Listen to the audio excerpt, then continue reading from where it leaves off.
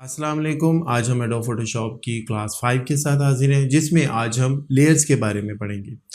Adobe Photoshop में जब आप किसी भी इमेज या ग्राफिक को एडोब फोटोशॉप की वर्क स्पेस में कैनवस पर ओपन करते हैं तो ये ओपन होने वाला इमेज या ग्राफिक लेयर बनाता है। ये मेरे सामने एक इमेज या ग्राफिक ओपन है और आप यहाँ पर ये देखें, ये लेयर पैनल होता है तो इसने यहाँ पर ये एक लेयर बनाई हुई है, ये एक लेयर है। एडोब फोटोशॉप में जब आप किसी भी इमेज या ग्राफिक को ओपन करते हैं तो उस इमेज या ग्राफिक पर टेक्स्ट भी होता है, बैकग्राउंड भी होती है, उसमें पिक्चर भी मौजूद होती है, उसमें डिफरेंट टैग्स भी होते हैं। जिस तरह के यहाँ पर आप इस इमेज को देखें तो यहाँ पर ये एक टैग है, ये जो आपको नजर आ रहा है। उसके बाद ये ब्लू कलर में आप देख सकते हैं, ये बैकग्राउंड है और यहाँ पर ये डिफरेंट तरह के टैग्स मौजूद हैं। अब अगर मैं इस टैग को यहाँ पर ये जो टैग है, मैं चाहता हूं कि इसकी प्लेस को मैं चेंज करूं। अगर मैं कोशिश करूंगा तो ये देखें, इस टैग की प्लेस चेंज नहीं हो रही, बल्कि ये पूरे का पूरा इमेज एक जगह से दूसरी जगह पर शिफ्ट हो रहा है। इसी तरह से यहाँ पर ये जो मैंने टेक्स्ट लिखा हुआ है, अगर मैं ये चाहता हूं कि इस टेक्स्ट को मैं रीसाइज करूं, इसका साइज थोड़ा सा छोटा करूं, तो इस मकसद के लिए जैसे ही मैं कंट्रोल टी को प्रेस करता हूं तो इसने इस टेक्स्ट को नहीं सिलेक्ट किया बल्कि इस पूरे इमेज को सिलेक्ट कर लिया। और अब अगर मैं इसको यहाँ से करना चाहूँगा छोटा, अब आप ये देखें तो ये टेक्स्ट छोटा नहीं हो रहा बल्कि पूरे का पूरा इमेज, पूरे का पूरा ग्राफिक यहाँ पे डिस्टर्ब हो रहा है, वो भी साथ साथ छोटा हो रहा है। इसके बरस अगर मैं यहाँ पर अगर देखें, इस फाइल को ओपन करता हूँ, यहाँ पर ये जो टैग है ये अलग लेयर पे बना हुआ है, बैकग्राउंड अलग लेयर पे बनी हुई है, ये टेक्स्ट अलग लेयर पे बना हुआ है, यहाँ पर ये जो छोटा सा बैनर लगाया है ये अलग लेयर पे बनी हुई है, ये जो मैंने इफेक्ट दिया है ये अलग लेयर पे बनी हुई है। अब अगर मैं इस टैग को रीसाइज करना चाहता हूँ तो जस्ट मैं इस टैग पे क्लिक करूंगा और देखें, जब मैं इसे क्लिक करने के बाद कंट्रोल टी करूंगा तो देखें ये टैग यहाँ पर सिलेक्ट है, यहाँ पर चारों तरफ ये निशान आपको नजर आ रहे हैं। अब जब मैं रीसाइज करता हूं तो ये सिर्फ टैग रीसाइज होता है, बैकग्राउंड रीसाइज नहीं होती, टेक्स्ट रीसाइज नहीं होते, कोई पिक्चर लगी है वो रीसाइज नहीं होती, कोई इफेक्ट लगा है वो रीसाइज नहीं होती। उसकी वजह यह है कि मैंने ये टैग अलग अलग लेयर पे बनाया है, बैकग्राउंड अलग लेयर पे बनाई है, टेक्स्ट अलग लेयर पे बनाई है और इसी तरह अगर पिक्चर लगाऊंगा वो अलग लेयर पे बनाई है। यही वजह है कि एडोब फोटोशॉप में जब आप किसी भी इमेज या ग्राफिक को क्रिएट करते हैं तो इसलिए हर एक को अलग अलग लेयर पे क्रिएट करना जरूरी होता है, ताकि जब आप उसमें चेंजिंग करना चाहें तो वो चेंज बाकी लेयर्स पर इफेक्ट ना करे। जो आपने डिफरेंट टेक्स्ट लगाए हुए हैं, बैकग्राउंड लगाई हुई है, पिक्चर लगाई हुई है, टैग्स लगाए हुए हैं, वो उसको इफेक्ट ना करे बल्कि सिर्फ उस इमेज या ग्राफिक को, उस ऑब्जेक्ट को इफेक्ट करे जिस पर आप वर्किंग करना चाहते हैं। इसी तरह अब अगर मैं देखें यहाँ पर ये टेक्स्ट है, इसको मूव करना चाहता हूँ, पहले मैं इसको क्लिक करूंगा। जैसे ही मैं इसको क्लिक करूंगा यहाँ से इस टेक्स्ट की लेयर देखें सिलेक्ट हो गई है। अब मैं इस टेक्स्ट को जहां चाहूं मूव कर सकता हूं क्योंकि मैंने इस टेक्स्ट की लेयर अलग बनाई हुई है। इसी तरह अगर ये जो सेल का टेक्स्ट है इस पर क्लिक करता हूं, अब ये देखिए इसकी लेयर यहां से सिलेक्ट हो गई है। अब मैं इसको जहां चाहूं मूव कर सकता हूं कंट्रोल टी करके। जब मैं इसको सिलेक्ट करूंगा तो इसको देखें मैं रीसाइज कर सकता हूं। तो इसलिए एडोब फोटोशॉप में जब आप किसी भी ग्राफिक या इमेज को क्रिएट करते हैं तो उसके लिए हर एक ऑब्जेक्ट को अलग अलग लेयर पर हम क्रिएट करते हैं और लेयर इसीलिए एडोब फोटोशॉप में जरूरी है। अब हम बात करते हैं एडोब फोटोशॉप में जो लेयर है इसकी डिफरेंट प्रॉपर्टीज की। अगर आप किसी भी लेयर को रीसाइज करना चाहते हैं, उसको छोटा या बड़ा करना चाहते हैं, सबसे पहले आपने माउस पॉइंटर से उस पर क्लिक करना है। देखिए जैसे ही आप उस पर क्लिक करेंगे वो लेयर यहाँ लेयर पैनल में सिलेक्ट हो जाएगी। जब वो लेयर सिलेक्ट हो जाए आपने कंट्रोल टी को प्रेस करना है। कंट्रोल टी को प्रेस करेंगे तो इस तरह से देखें ये निशान चारों तरफ इसके आ जाएंगे। अब ये जो छोटा सा स्क्वायर बॉक्स है आपने इसको यहाँ से पकड़ना और अंदर की तरफ ड्रैग करेंगे छोटा हो जाएगा, बाहर की तरफ ड्रैग करेंगे बड़ा हो जाएगा। इसको रिसाइज करने में शिफ्ट का बटन भी यूज कर सकते हैं, उससे जो उसकी एस्पेक्ट रेशियो है वो इक्वल रहती है, यानी लेंथ और विड्थ इक्वली इंक्रीज या डिक्रीज होती है। कब? जब आप शिफ्ट का बटन प्रेस रखते हैं। इसी तरह से अगर आप इस ऑब्जेक्ट की ओपेसिटी को कम या ज़्यादा करना चाहते हैं, यहाँ पर आप ये देखें, ये ओपेसिटी है और ओपेसिटी इस वक्त 100% है। तो जैसे ही आप इस ओपेसिटी की वैल्यू को यहाँ पर ये इसकी वैल्यू कम करते हैं तो ये इमेज बिल्कुल लाइट हो जाता है। तो इस तरह से आप इसकी ओपेसिटी किसी भी ऑब्जेक्ट की कम या ज़्यादा कर सकते हैं। एक ही वक्त में अगर आप डिफरेंट लेयर को सिलेक्ट करना चाहते हैं, अभी तो आप देखिए ना, जिस लेयर पे क्लिक करेंगे आप सिर्फ वही लेयर सिलेक्ट होगी, लेकिन अगर आप एक ही वक्त में एक ही तरतीब में पड़ी हुई एक से ज़ायद लेयर को सिलेक्ट करना चाहते हैं, शिफ्ट का बटन प्रेस रखें, शिफ्ट के बटन को प्रेस करके इस तरह से आप जितनी चाहें लेयर सिलेक्ट कर सकते हैं। यहाँ पर आप ये देखें, ये मैंने डिफरेंट लेयर सिलेक्ट कर ली है। इसी तरह से अगर आप डिफरेंट लेयर, ये तो एक तरतीब में पड़ी थी, मसलन मैं चाहता हूं कि एक ये वाली लेयर सिलेक्ट हो जाए और एक ये वाली लेयर सिलेक्ट हो जाए, तो अब आपने शिफ्ट नहीं बल्कि कंट्रोल का बटन प्रेस रखना है और इस तरह से आप डिफरेंट लेयर को गैप देके सिलेक्ट कर सकते हैं। अगर शिफ्ट का बटन प्रेस करेंगे तो वो फिर तरतीब के साथ जो है लेयर सिलेक्ट होती है, बीच में किसी भी लेयर का गैप नहीं आता। लेकिन कंट्रोल के साथ जब आप सिलेक्ट करते हैं तो अलग अलग जिस लेयर को चाहें आप सिलेक्ट कर सकते हैं। इस तरह से हम लेयर्स को एडोब फोटोशॉप में सिलेक्ट कर सकते हैं।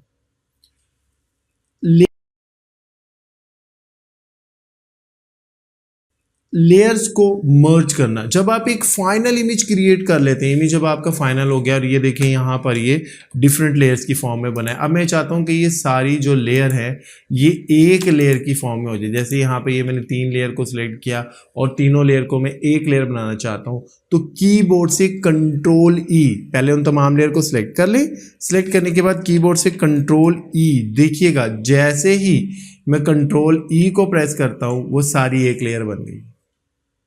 तो इस तरह से आप मुख्तलिफ जो लेयर्स होती हैं उनको इकट्ठा कर सकते हैं और ऐसा हम उस वक्त करते हैं जब हमारा इमेज बिल्कुल फाइनल हो जाता है और अब हमने उसकी आउटपुट निकालनी होती है।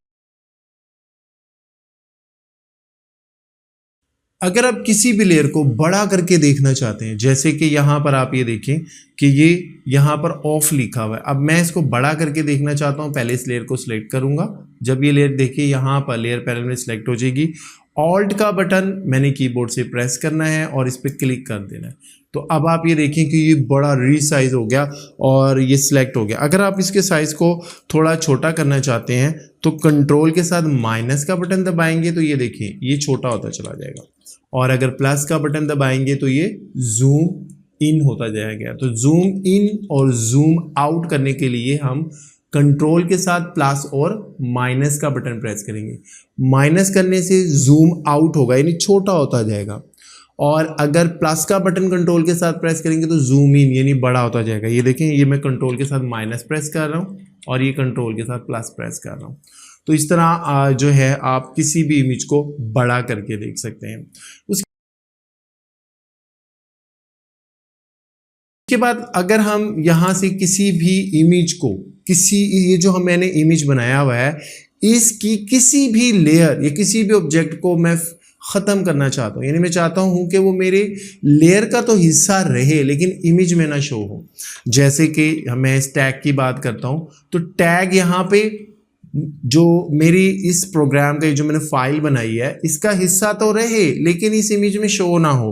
तो मैं क्या करूँगा, पहले क्लिक करूँगा, ये आपके पास लेयर सिलेक्ट हो जाएगी। जब ये लेयर यहाँ पे देखें लेयर पैनल में सिलेक्ट हो जाए तो यहाँ पर ये आई यानी आँख का निशान है, इस पर जैसे ही क्लिक करेंगे तो अब यहाँ से इमेज में से वो ऑब्जेक्ट गायब हो जाएगा। इसका मतलब ये नहीं है कि वो ऑब्जेक्ट डिलीट हो गया, ख़त्म हो गया, नहीं। जब मुझे ज़रूरत होगी दोबारा मैं इस आई वाले निशान पे क्लिक करूँगा तो दोबारा वो यहाँ पर शो हो जाएगा। इसी तरह आप ऑल्ट के बटन को इस्तेमाल करके अगर मैं यहाँ पे देखें ऑल्ट का बटन प्रेस करता हूँ तो तमाम के तमाम इमेज यहाँ से गायब हो गए। फिर दोबारा ऑल्ट प्रेस करके क्लिक करता हूँ तो फिर सारे के सारे यहाँ पर जितने भी ऑब्जेक्ट थे इस इमेज में मुझे वो शो होना शुरू हो गए।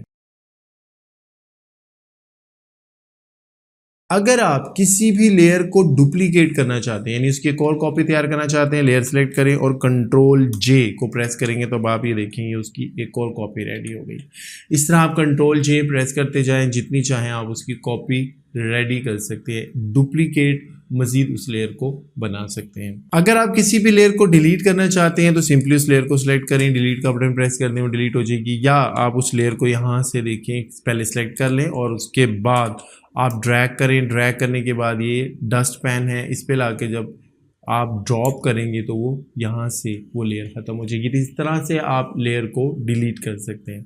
अगर आप किसी भी लेयर को लॉक करना चाहते हैं, यानी आप ये चाहते हैं कि वो ऑब्जेक्ट मेरे इमेज का बिल्कुल उस जो है वो लॉक हो जाए, अब उसके ऊपर किसी किस्म की कोई ऑप्शन अप्लाई ना हो, तो इस मकसद के लिए आपने पहले उस लेयर को यहाँ से सिलेक्ट करना है और उसके बाद ये यहाँ पे लॉक का निशान है, इस पर क्लिक कर देना है। तो यहाँ पे देखिए लॉक हो गई।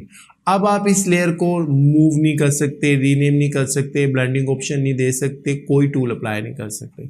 इस तरह से आप किसी भी लेयर को लॉक कर सकते हैं। यहाँ पर आप देखें कि लेयर पैनल मुझे शो ही नहीं हो रहा, लेयर पैनल नज़र ही नहीं आ रहा। अगर आपके प्रोग्राम के अंदर लेयर पैनल शो ना हो तो फिर आप क्या करेंगे, आपने सिंपल यहाँ से इस विंडो के मेन्यू में जाना है और जहाँ पर आप ये देखें ये लेयर है आ रहा है, आपने इस पर क्लिक करना है या कीबोर्ड से F7 को प्रेस करना है। तो जैसे ही क्लिक करेंगे तो ये लेयर का पैनल यहाँ पर शो हो जाएगा। तो इस तरह से आप लेयर को शो कर सकते हैं। आज की क्लास में हमने एडोब फोटोशॉप की लेयर्स के बारे में सीखा कि लेयर क्या होती हैं। कि जब आपने एडोब फोटोशॉप में कोई इमेज या ग्राफिक को क्रिएट करना है तो आपने उस इमेज या ग्राफिक के हर ऑब्जेक्ट को अलग अलग लेयर पे क्रिएट करना है। सारे के सारे ऑब्जेक्ट उस ग्राफिक या इमेज के एक ही लेयर पे नहीं क्रिएट कर देने। बैकग्राउंड अलग लेयर पे क्रिएट करनी है, टेक्स्ट अलग लेयर पे क्रिएट करनी है, टैग अलग लेयर पे क्रिएट करनी है, पिक्चर लगानी है तो उसके लिए अलग लेयर बनानी है, ताकि इन फ्यूचर जब आप अपने किसी भी ऑब्जेक्ट में चेंज करना चाहें तो बासानी आप उस लेयर को यूज करके सिर्फ उसी ऑब्जेक्ट में चेंज करें और बाकी जो इमेज है, बाकी जो ग्राफिक है उस पर उसका कोई असर ना हो, बाकी ऑब्जेक्ट और बाकी ग्राफिक्स आपकी वैसे ही रहे। इसके अलावा हमने ये सीखा कि कंट्रोल टी के इस्तेमाल से आप लेयर को सिलेक्ट कर सकते हैं, डिलीट के बटन को प्रेस करके लेयर को डिलीट कर सकते हैं। ओपेसिटी की मदद से लेयर की जो ओपेसिटी है यानी उसका गहरा और हल्का होना, हम इसको कंट्रोल कर सकते हैं। अगर आपने 3-4 डिफरेंट लेयर होंगी तो आपने उनको कंट्रोल ई की मदद से कैसे मर्ज कर देना है, इकट्ठा कर देना है, एक ही लेयर बना देनी है। और इसी तरह से अगर आप लेयर को डिलीट करना चाहते हैं तो ड्रैग एंड ड्रॉप की टेक्निक भी है, डिलीट का बटन भी आप उनका इस्तेमाल कर सकते हैं। अगर आप किसी भी लेयर को आर्जी तौर पर ऑफ करना चाहते हैं तो आंख के निशान पे क्लिक कर दें, आंख का निशान गायब हो जाएगा, वो लेयर आपके इमेज या ग्राफिक में से गायब हो जाएगी। अगर किसी भी लेयर को लॉक करना है तो ओपेसिटी के बिल्कुल साथ लॉक का निशान है, उस पर क्लिक करें, वो लेयर अब आपकी लॉक हो जाएगी। अब आप उसको मूव नहीं कर सकते, उस पर ब्लेंडिंग मोशन अप्लाई नहीं कर सकते, कोई टूल यूज़ नहीं कर सकते, वो लॉक हो गई है। इसी तरह अगर आप किसी भी लेयर को शो या आप उसको हाइड करना चाहते हैं तो जो आँख का निशान है आप उस आँख के निशान पर क्लिक करके उसको शो और हाइड कर सकते हैं। हमारी नेक्स्ट वीडियो का इंतज़ार कीजिएगा। नेक्स्ट वीडियो में हम बैकग्राउंड लेयर और स्मार्ट ऑब्जेक्ट के बारे में पढ़ेंगे। हमारे अब्दुल्ला ग्राफिक चैनल को सब्सक्राइब कीजिएगा। अपना बहुत ख्याल रखिएगा। अस्सलाम वालेकुम।